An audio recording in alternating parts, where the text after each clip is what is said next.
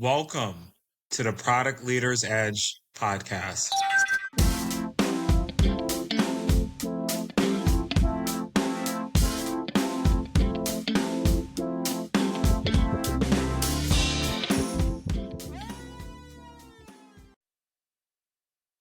Welcome back to the Product Leaders Edge podcast. I'm your host, KJ Green. I am a product leader, a entrepreneur, and a lover of all things technology. Also a lover of avocados. I always used to eat avocados, but I recently started eating them like every day. And wow, I didn't realize what I was missing. So I love avocados. Well, it is episode 3. Thank you all so much for tuning in to episode 2 with me and Kyle. And now this episode is with my great friend, Travell Williams. Travell is one of my favorite product managers. He literally started from the ground up. He started as an engineer from the ground up and now is a product leader at HackRank. And he's actually moving to the Bay Area soon. Actually need to check in with him and see how his move went. But you'll hear a lot of just the breadth and depth of his career. You will hear a lot of themes of never giving up and always continuing to push past the limitations that we put on ourselves, that society may typically put on ourselves.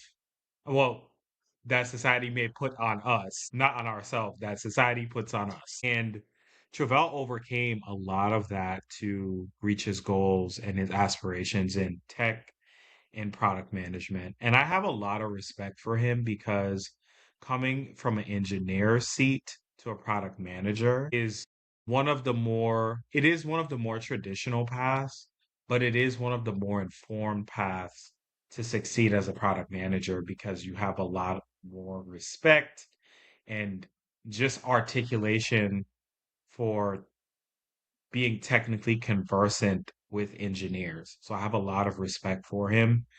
And he's one of the folks that inspired me to really take my journey a bit further as a product leader. Like right now, I am knee deep, as I've said, in the AWS system, building cloud and AI functionalities, but I'm also learning it from the hands-on side and also currently studying for the AWS Solutions Architecture certification.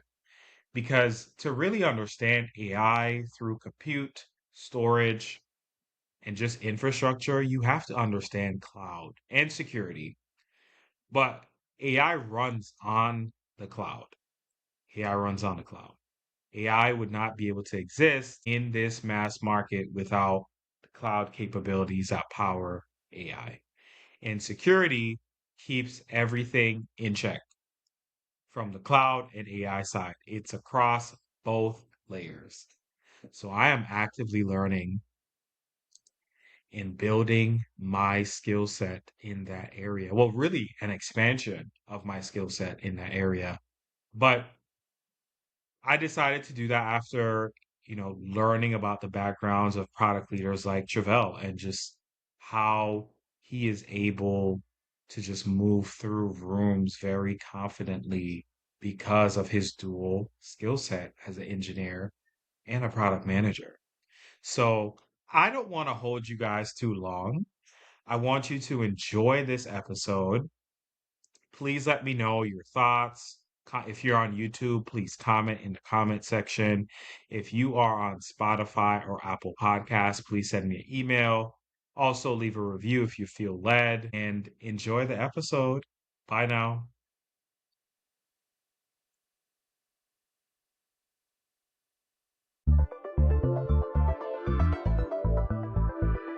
Before we dive in, I want to quickly plug something I'm super excited about. The Inside Solo Star newsletter. If you've ever wanted an inside look behind the scenes of building product strategy, exploring the impact of AI and cloud, or just navigating tech leadership with intentionality, this is where it's all going down. Every edition is packed with real talk, no fluff, just actionable insights, frameworks that I'm testing in real time, and just lessons learned from the wins and the setbacks that I've experienced. Whether you're a founder, a product manager, or just curious about where tech is headed, there's something here for you. You can subscribe at insidesolostar.substack.com. Again, that's insidesolostar.substack.com. All right, now let's get to it. Leaders Edge podcast. My name is KJ Green, your host and a lover of product, lover of all things technology. Today, I have a special guest, and I'm so thankful that he was able to join us today. And I really do believe that he is one of the moguls of product management. But before we jump into that, um, I just want to remind you that this podcast is your go to monthly industry event where we explore the evolving world of tech, product leadership, AI, cloud, and strategies that help you to stay ahead in your career. So I am excited to welcome our special guest today, my friend and fellow product leader, Travell Williams. And today we'll be discussing just the intersection of product, leadership, life, how we navigate our careers and adapt to just the ever changing shifts that we've seen in the tech market. So, without further ado, Travell, if you'd be so kind to introduce yourself. Absolutely. First, thanks for having me. I'm excited. I've been listening to this podcast and listening to just you and following your journey. And I love our friendship. I love the wisdom that gets shared between us. So it's actually an honor for me to be here. But for all the guests, my name is Travell Williams. I'm currently a senior product manager at HackRank. We're a developer skills platform market leader. We actually created the space. Prior to that, I was a product manager at a company known as Recurly. And prior to that, I was a software engineer at PayPal. I'm currently based in Houston, Texas, but I'm a Chicago boy at heart. And I'm so here for this conversation. Oh, yeah, we love the Chicago mix. Yeah, And we we do. just love the mix of your career because you were an engineer that converted to product. So let's dive in to unpack your career. You've had such a rich path from coming from engineering to PM. What fueled that transition for you? Man, I just wanted to be good at whatever job I was doing at the time. And I think that originally came from a fear where I was a liberal arts student, so I studied English lit and Black studies in university. And I was afraid of not having practical skills when I entered into the workforce. So I psyched myself out in so many ways where every time I got a job, I always either was in a certification program or learning something. So with technical support, for example, at PayPal or working for Braintree, we were helping developers integrate into our product via API. And I did not have a technical background at all. And logically, in order to be really good at the job, I told myself, okay, I needed to be a developer or as good as a developer to support them.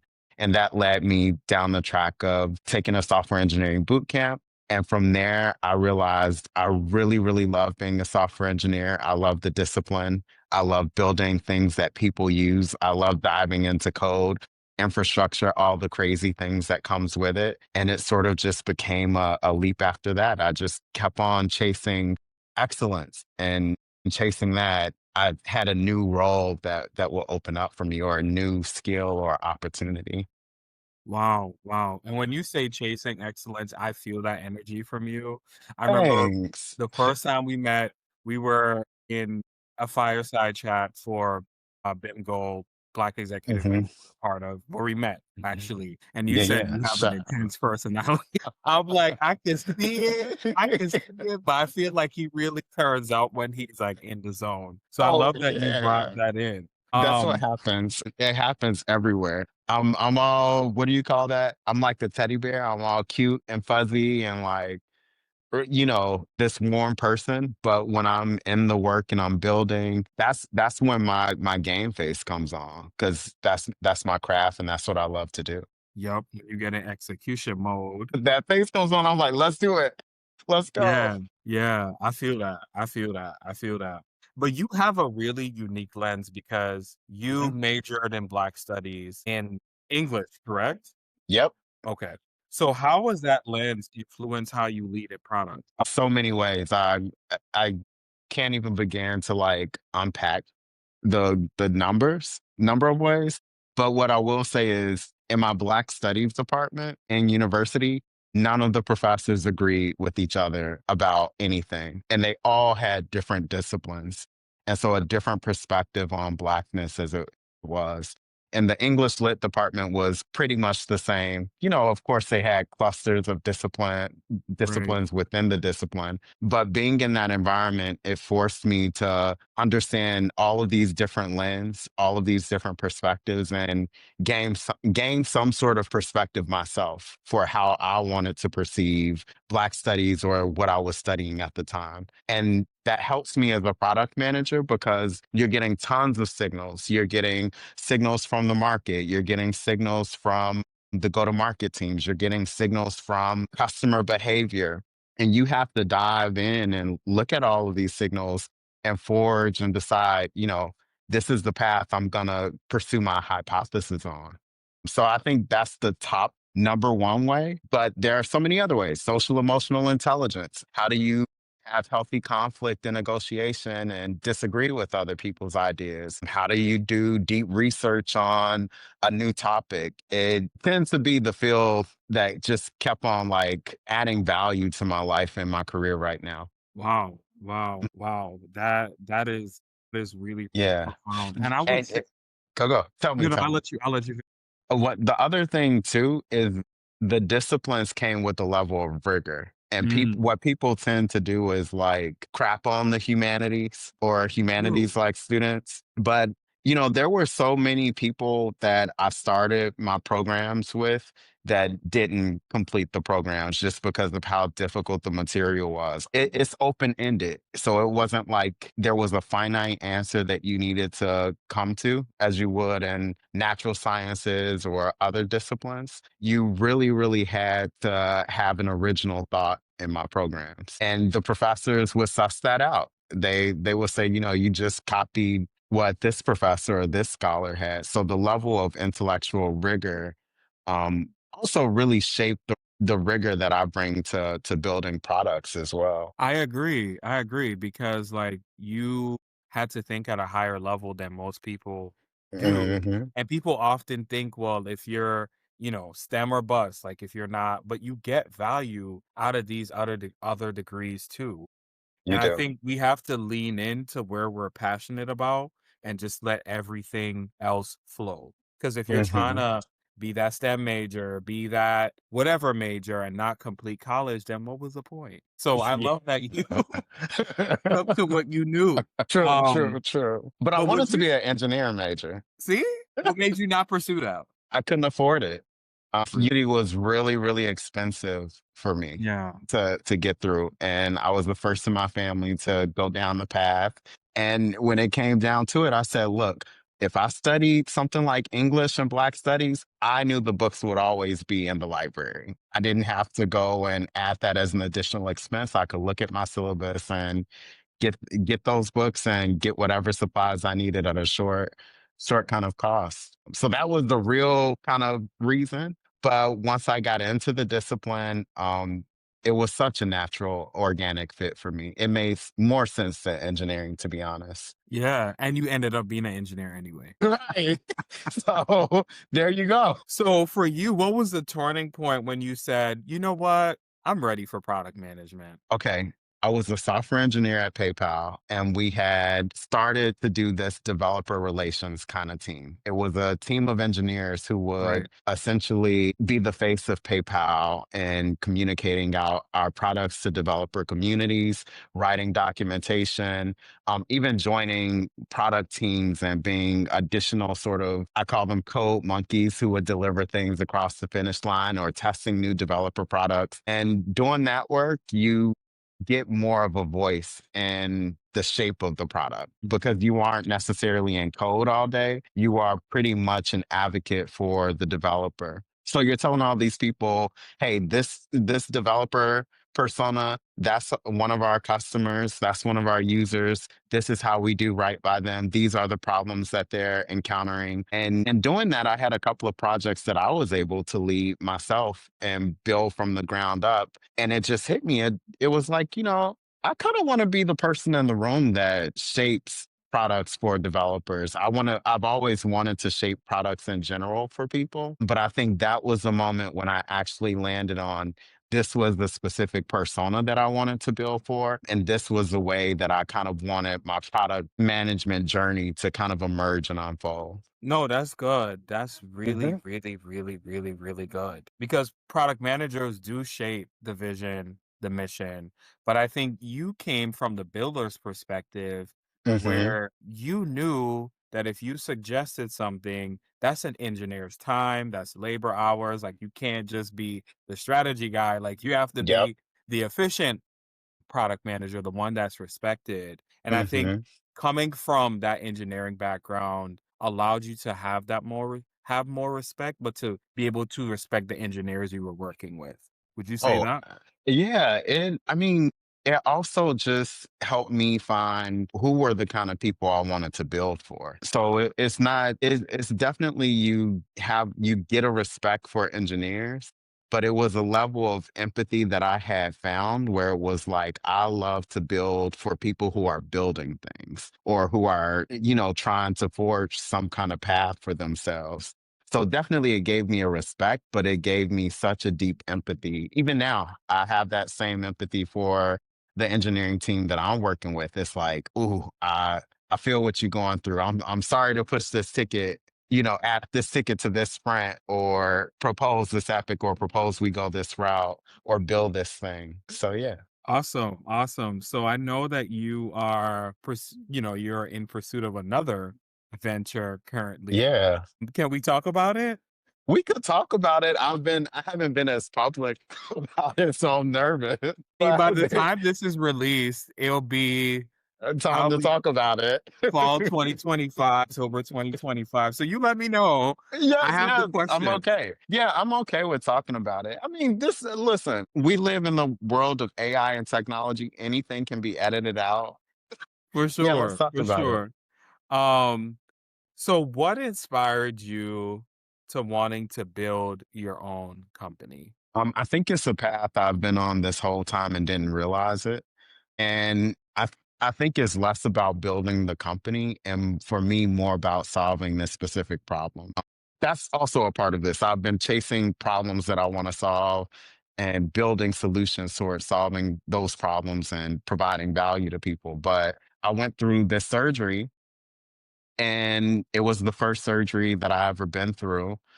And afterwards, I didn't realize there was all this stuff that I needed. And when I say stuff, specifically support from other people in a community, I needed to be is someone to sign the discharge papers. I needed to be transported to my home. I needed someone there to help me integrate safely into my home. Mm. And when I didn't have those things, the journey to recovery became super difficult for me. I was so frustrated that I just was like, I'm already building stuff. I know how to build stuff. How can we solve this, Travell? And that's essentially what led to next step. Okay, okay. That's Yeah. awesome. That is really, Thanks. really awesome. Would you say, in this new venture that your lens for product strategy has shifted in any way?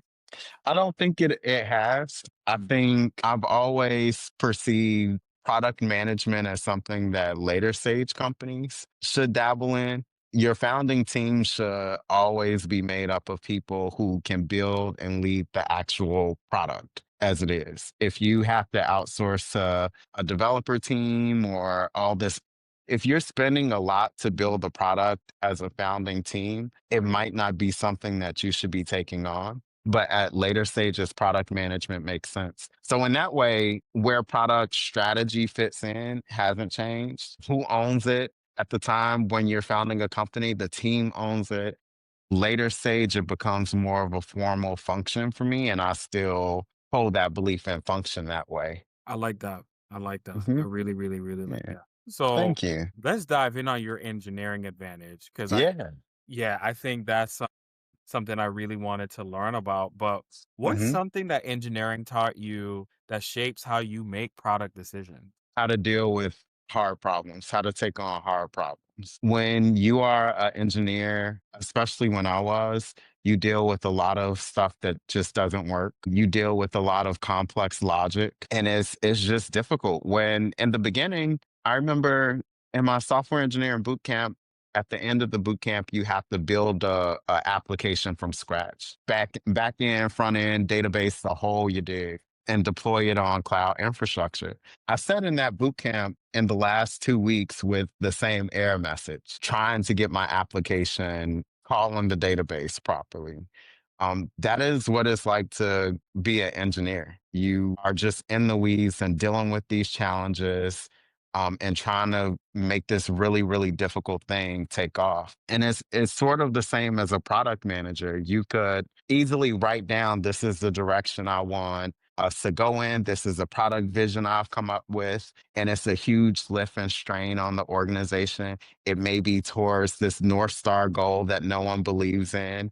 And you find yourself for a quarter or 2 quarters or a year just in the weeds, just trying to make it happen and stressing yourself out and stressing everybody out and following up. So being a software engineer, the number one thing it's taught me is just how to handle and navigate these difficult problems over time because it doesn't get easier.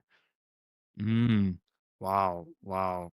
Handling difficult problems, Yeah. reaching out, dealing with PMs who have these crazy North Stars. That's a lot. That's a lot PM Right, and network it engineers is. do it. It is. It is. And they do go through it because it's a bunch of stuff you just don't know how to do yet. Right. You deal with a lot of unknowns. Essentially, because it's code driven, you have the capabilities and probably the tools to build whatever you need to. But on the outside, it's like, we're going to jump into this. I don't know what the end result is going to look like 100% of the time as an engineer. All I probably know is that I could keep on forging a path towards what we want. And that's a lot of unknown and a lot of difficulty for a person to stomach. I agree. I agree. I Mhm, guess like with AI and just all of these mhm. changes, Google announced recently that majority of their code is being written by AI. So Yeah. what do you think? How do you see the role of the software engineer evolving with AI? Do you see it eliminating? Like what's your thought? Yeah, I just see abundance. So Okay. when I think about AI and software engineering, here's the thing. I believe in a world where everybody has the ability to build whatever they need. Agree. And I like to think of AI as leading us towards a world where people won't have to buy software. They could literally say, "Hey, I need a payment gateway, or I need a quick notes app," and software and technology can become more personalized. So hopefully we're moving towards the future where everyone will be able to be a software engineer.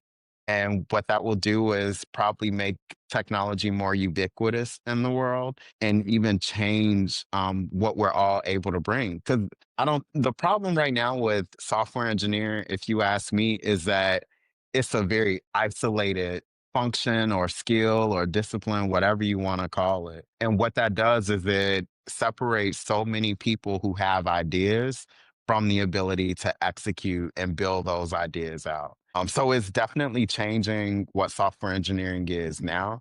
The people who Mhm. can code are going to just become better at it and, um, probably make better software. But what I hope it does is up level all the idea people around us, to be able to deliver their beautiful, amazing ideas to the world much faster. I agree. I agree. Like, because engineers have to still understand code and understand the infrastructures behind the code. Like, you can't just rely on AI in that Hmm. way because you'll be building sugar honey. But To your point, also, it does mhm, make the world a more, for lack of a more accessible place. Because in the yeah. 2010s, people couldn't really do this and move this fast because it was Hmm. either very expensive for app development or if you didn't have the skill set or the engineer behind you, you couldn't really do it. So Yeah. But Yeah, then A think I of think AI does help in that way, of Mhm. making things more accessible, but what do you think we need to do to make AI ethical and to keep guardrails around it in a healthy way? Oh man, I don't think I have an answer to this. I'm not a specialist in AI. I of Right. course keep up with I keep up with the literature and I keep up with the Mhm. debates going on around AI ethics and the different Claude, for example, and Anthropic making a ethical, safe AI platform. I like some of their ideas. And there are also ideas I just disagree with that they Yeah. are pursuing. So I think for me, as far as ethics, I have my own, which tend to float around one, being honest when I'm using AI and delivering my work, because that is a different kind of co-creation that happens. Mm. And I don't think you should be kind of just like launching stuff to people and being like, I did this. I like to tell people I did this and I use AI. So I have a co-pilot I'm using. So I do think that that's important. And then I think it's this other part about just being critical around like the outputs of LLMs specifically. So just not taking what you're receiving for face value, but really, really critically engaging with the output before you decide to leverage it in real life or make it applicable. Awesome. Good perspective. And I'm glad how you tackled that question because I know that's a Mhm. tough one for a lot of us. Yeah. Because this is playing out in real time and we Mhm. won't really have the answers for a while on what Yeah. ethics really looks like with AI. Like we're now just having that conversation with social media. Yeah, I hear you on It's that. I think it's also one of those things where it's like I like to stay in my lane. Like if you were Right. to if you were to ask me around like Travell, what is the ethics or data integrity around using APIs in the world or something, I would have like a dissertation I could probably write you around that. But For I like sure. to leave that kind of stuff to, especially from a technological perspective. As Travell, like in the world, I have my thoughts, but as a technologist, I tend to trust my colleagues and also dialogue with the people who dig into this. Yeah, yeah, for sure. For sure. Mm. So for you, Travell, what bets are you making now that you may not have made before in your life, in your career? What's that looking like for you? Man, I think the biggest bet I'm making now is making myself the priority. Wow. Like, I think a lot of what I've done for upwards of the 34 years of my life has been very self serving, even when it doesn't seem like it's self serving. Like, getting a degree is something that has my name on it, or getting a product manager job or something like that is like intrinsically motivating me. But I also recognize that my degree does serve a kind of value and appearance to my family, the community I'm a part of, the same with my position. But the bet I'm making for myself right now is that I'm being a bit selfish and saying it's all my, like, everything from here on out until I stop deciding, I'm making myself the priority.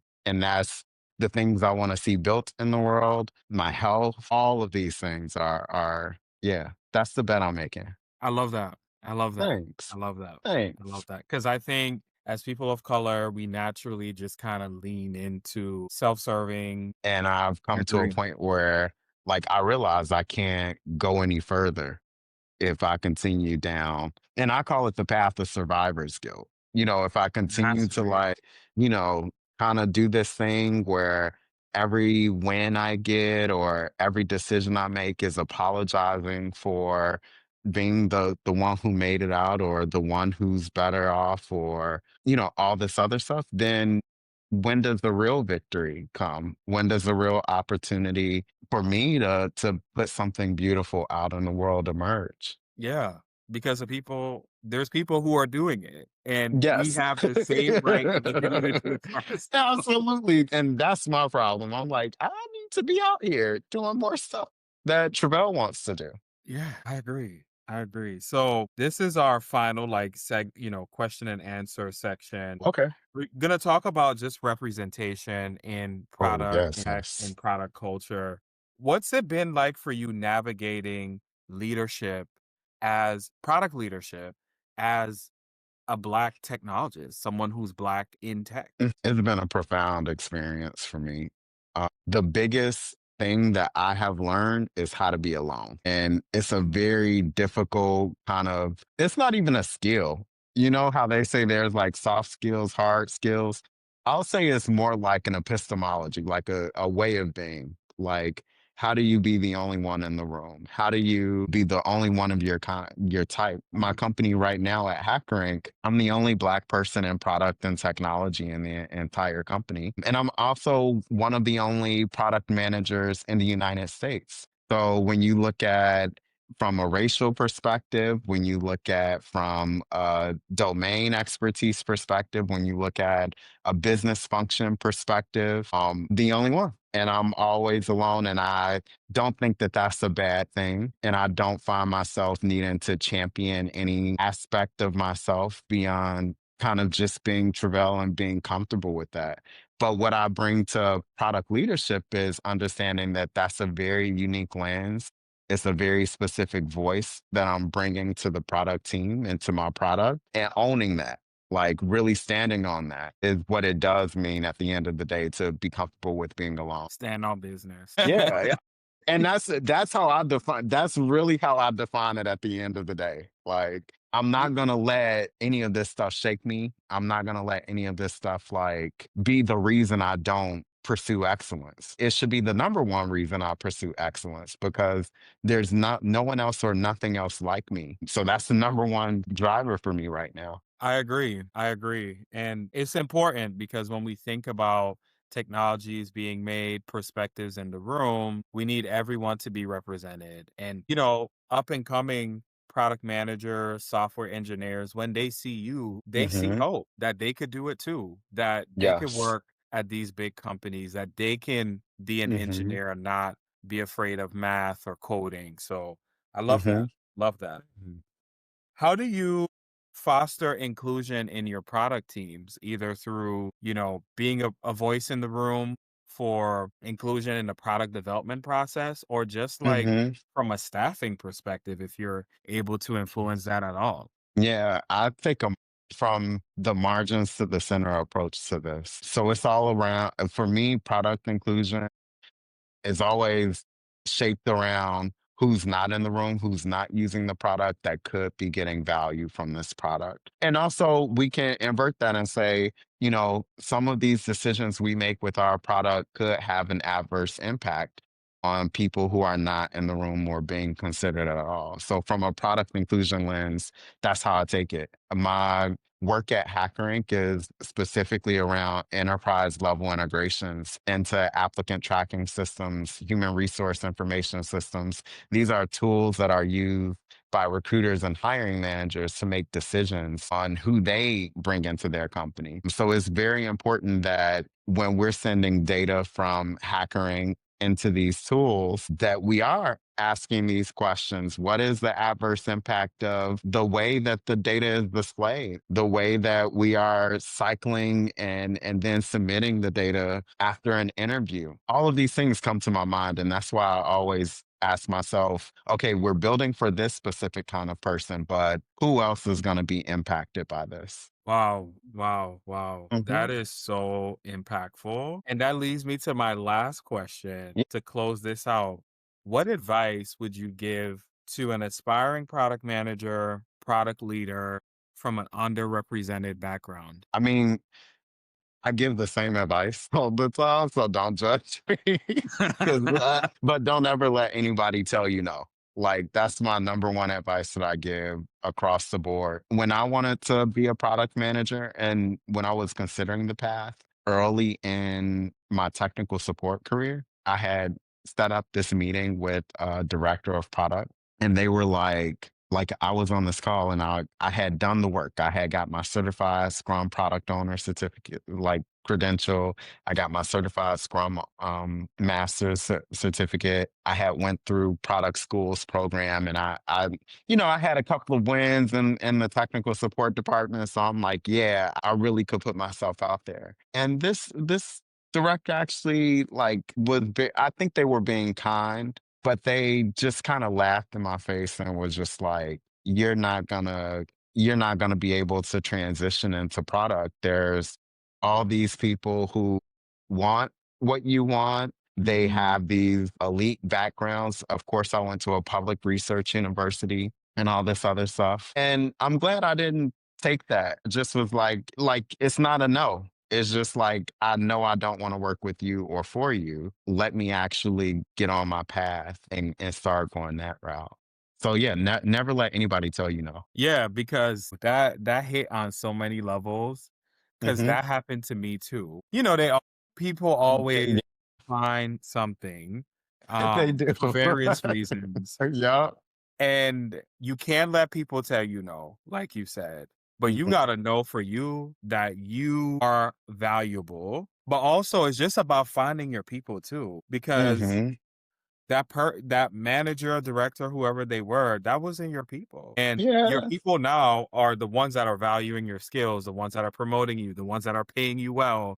Yes. Um, Yes. I mean, and but that's it's it. it's also it's a number of things. It's an elitist profession. Very Product elitist. management is. So I get where the feedback came from, and I don't think that's why I say I don't think that there was any malice. I think that the person was actually giving me feedback. But if you take the time from me having that conversation and to me actually getting my product role, you're probably looking at my first product role, you're probably looking at a 3 to 4 year time span where I was doing a bunch of other kind of jobs, including being a software engineer. And when I say like I never stop having my eyes on the prize, that's kind of what it has been. Like sometimes you may have to be a bit more flexible, or you may have to make a different kind of decision to hold over until you get what you want. Quick sidebar. Read The Art of War. There's this line in The Art of War. Well, I don't know if you've read The Art of War. It's one of my favorite books. But there's this line where it goes, sometimes you have to crouch to conquer. And that's Wow. essentially how I kind of navigate things. I'm like, okay, Yep.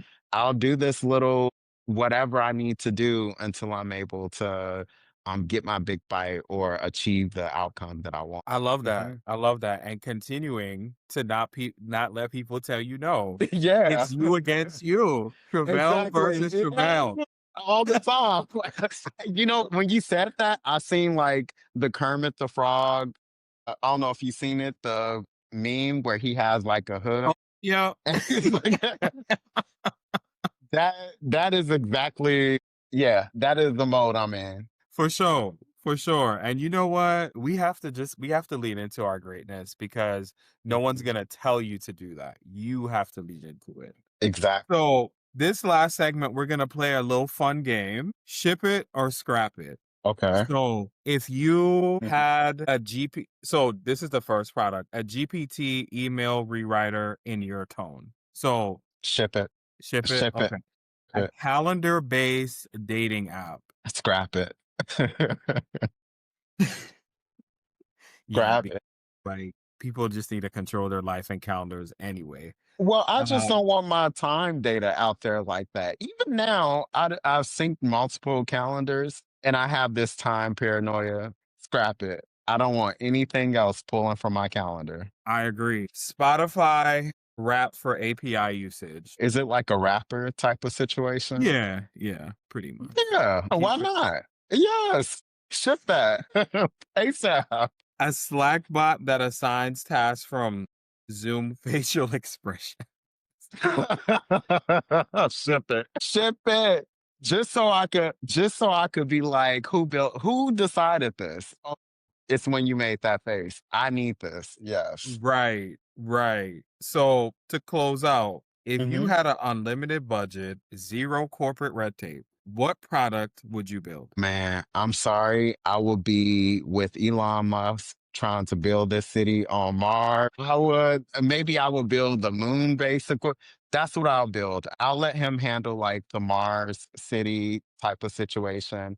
And I would want to take on like this kind of airport like base on the moon that will handle kind of launching people all over the universe to make discoveries or to I would turn the moon into kind of a shipping airport kind of, you dig. Maybe one kind of area of the moon because we don't need the whole moon preserved for that.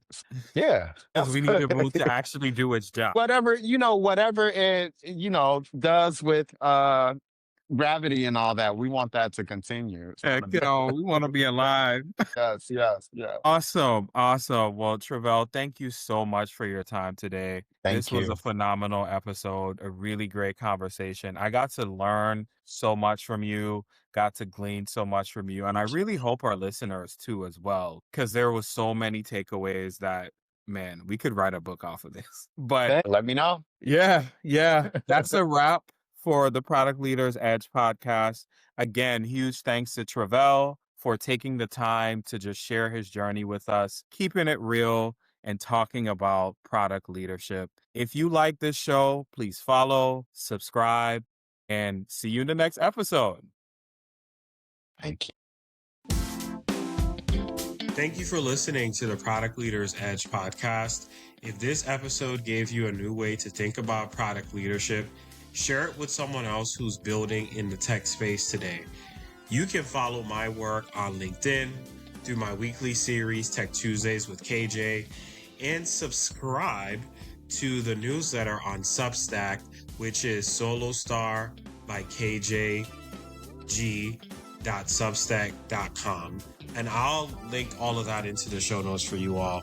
But let's continue to build at the intersection of product, cloud, and AI. Until next time, keep building.